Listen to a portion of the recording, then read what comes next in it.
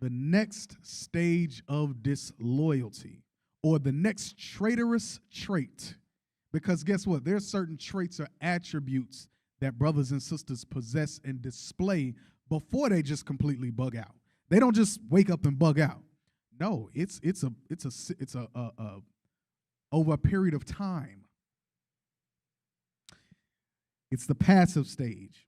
When a brother or a sister starts to pull back from the work, they refuse to do their duties, or they have a "you'll fall without me" attitude. Guess what? We've had brothers make that statement almost to the T. That's almost verbatim. You don't think they don't think that the Lord built this, that the Lord put the Spirit on the leadership, the bishops and the deacons, to help build and establish the body internationally on both sides of the earth. They don't think, no, it's about them. We'll fall without them. This is the passive stage. You'll see them start to pull back. Yeah, they got rank. Yeah, they soldiers. Yeah, they officers. But all of a sudden, they're never available. Oh, I'm sick. Oh, okay, you sick.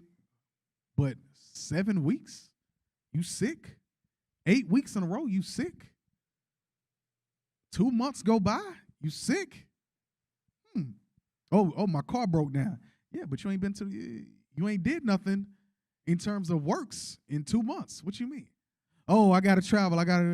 Yeah, but you're not even going to the school in the city that you're traveling to. We got schools in pretty much every state here in Babylon.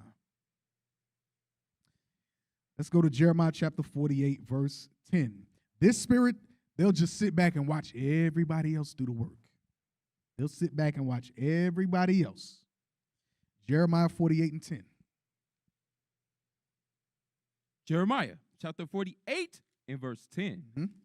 Cursed be he that doeth the work of the Lord deceitfully. Cursed be he that doeth the work of the Lord deceitfully. You might go to a flyer mission. You might go to a community cleanup, but you're not doing it in sincerity because you love the Lord and you love your people. Oh, well, I got to save face because I don't want them to think I don't want them to have, look at me no type of way. I know I'm finna leave in a month. I know I'm finna bug out in a week because I'm disgruntled, because I got all this unforgiveness. I know the Day of Atonement is past, but I know I'm still feeling some type of way because of how sister such and such talked to me, because how officer such and such talked to me, because he corrected me, and I still ain't forgave him. I still ain't forgave her. How dare she? How dare he? So you're doing the work of the Lord deceitfully. You don't really believe. You're doing it because you think this is a hangout spot. You ain't got nothing else to do on a Saturday. Because you don't want to look bad. You don't want to look like you gave up or whatever. But you know your spirit is not with us, which is why you start to pull back. Go ahead. And cursed be he that keepeth back his sword from blood. Cursed be he that pulls back. He'll look at everybody else go to war. I gotta sneeze, so I can't go to camp. Yeah, but 6 weeks in a row you done had the same sneeze. You should go to the doctor. You might want to see a surgeon or something. Maybe they need to pull something out your face. But you telling me a month and a half, 2 months in a row, all of a sudden, oh, I'm sick every week, bro. These is allergies. The hell? You supposed to be in the fight. So that is the passive stage. Get Sirach 37, verse 7. This is the passive stage. Sirach chapter 37, you're going to read verse 7 through 9. Sirach chapter 37 and verse 7. Every counselor extolleth counsel, but there is some that counseleth for himself. There's some that counsels for themselves. Go ahead. Beware of a counselor, and know before what need he hath. For he will counsel for himself, lest he cast the lot upon thee. Lest he cast the lot upon you. So beware of the brother that you counsel with. He may be the number 2 or the number 3, and you're counseling with him on matters of war. This brother already got 1 foot out the door, but you counseling with him on how to fix things in the body. rather than him giving you an answer, or rather than him, let's go through the scriptures. Let's ask leadership. You know what he'll say? Oh, you got it. Oh, you got it. Yeah, whatever you decide, you got it. That's how you know that brother, he is now in the passive stage of disloyalty. He's in the passive stage of betrayal. He's in the passive stage. Now he has that passive traitorous trait. Yeah, you got it. Whatever you decide. Rather than, let's go through the scriptures, let's ask leadership, or whatever the case is. Go ahead. And say unto thee, thy way is good. So he'll say to you, whatever you decide to do, yeah, it's good. It's all good.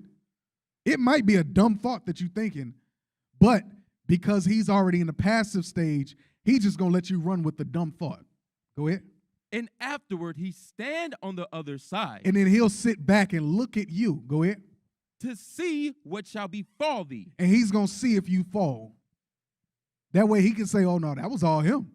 That was all Officer such and such. That was his decision. But he ain't going to say, I counsel which I asked you what you thought. You didn't say it was a dumb thought, or we should go left or we should go right. You sat back and said, whatever you decide, you figure it out. That's the passive stage. Last stage, the criticism stage.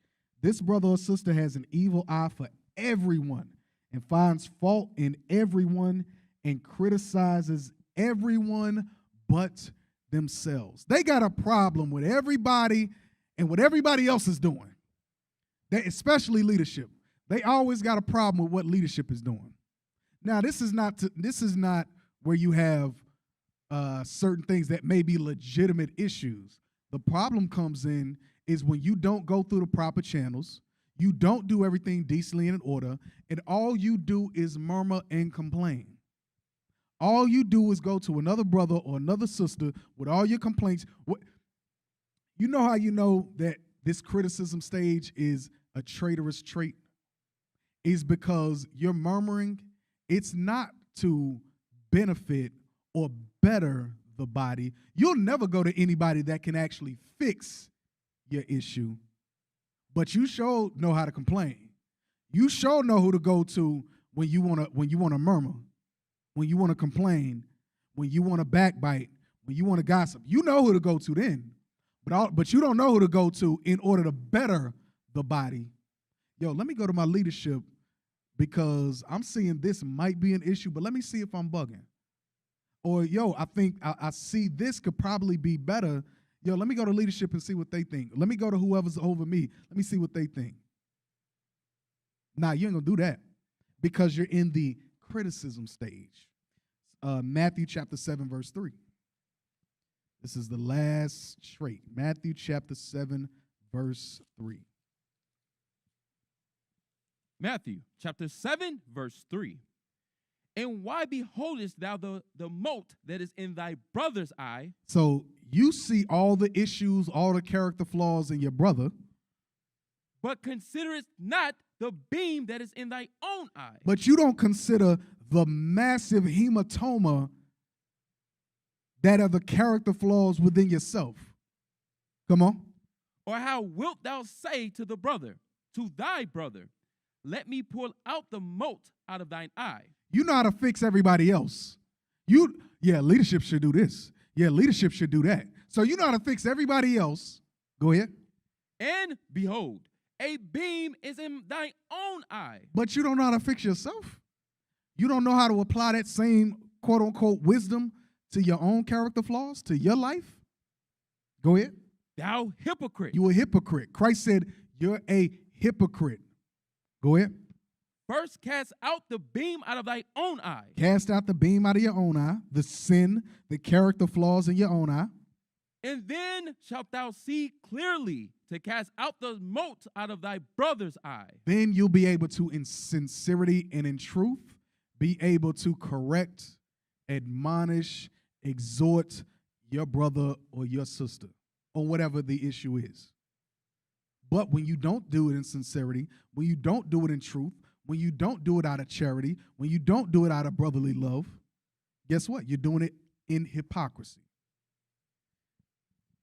2 Corinthians chapter 12, verse 11. Because guess what? Paul dealt with the same thing, and we'll end it on this. 2 Corinthians chapter 12, verse 11. Actually, read chapter 10, verse 1. You're going to read 1 and 2. Last two scriptures. 2 Corinthians chapter 10 and verse 1. Now I, Paul, myself beseech you by the meekness and gentleness of Christ, who in presence am base among you. When I'm physically there with you, I'm base among you. But being absent am bold toward you. But when I'm absent, my letters are weighty and heavy.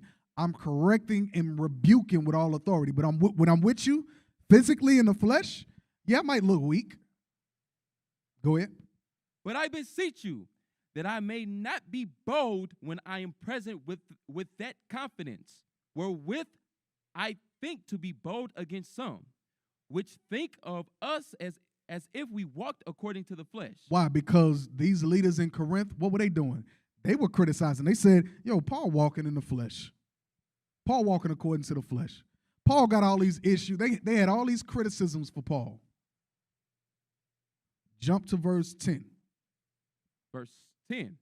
For his letters, but Paul's letters, say they, are weighty and powerful. They say, yo, he be in the spirit with his letters. Go ahead. But his bodily presence is weak. But they criticizing his physical appearance. Because those that are in the criticism stage, you can't do nothing right. Everything is a criticism. You can't do nothing right for those that are in this stage, the criticism stage. Go ahead. And his speech contemptible. And his speech contemptible. Last scripture, 2 Corinthians chapter 12, verse 11. Guess what?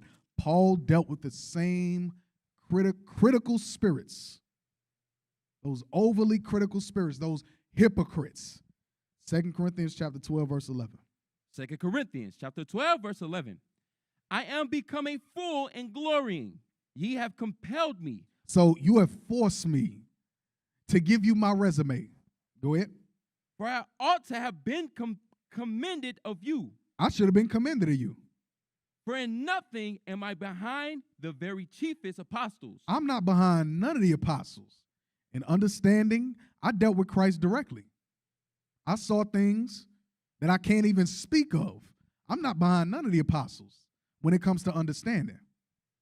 But in order, I understand my place. Go ahead. Though I be nothing, truly the signs of an apostle. No. That's all I wanted. Though I be nothing. So he said, I'm nothing, but I ain't behind none of the chiefest of apostles. But these leaders in Corinth, they always had something to say. They was always murmuring. They always had a criticism for Paul. Oh, you weak in the flesh. You weak. You weak. Look at your speech. Listen to your speech, how you talk. But his letters were weighty and powerful. So, brothers and sisters, these are the 4 stages of disloyalty. If you have any of these character flaws within your spirit, you got to pray to the Lord. You got to fast that you can overcome that spirit. You got to examine yourself. If these are the character flaws that you have, if there are unresolved issues that you got, just fix it. If you really believe wisdom is justified of her children, you're going to fix the issues. If not, and you're a reprobate, it's inevitable that you will get caught up and that root of bitterness will overtake you. You'll walk out the door. And guess what? We ain't going to cry. The train going to keep moving. You just going to get rolled over. It is what it is. All right? So I pray you brothers and sisters receive something from that. Again, this is Captain Lemuel. This has been 15 minutes with the captains. We say shalom. What is a nation?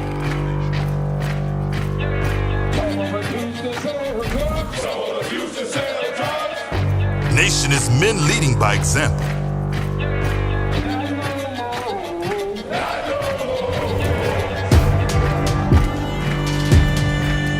Nation is family.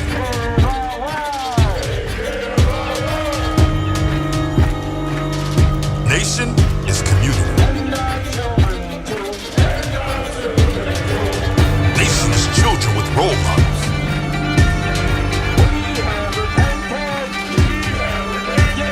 Nation is unity.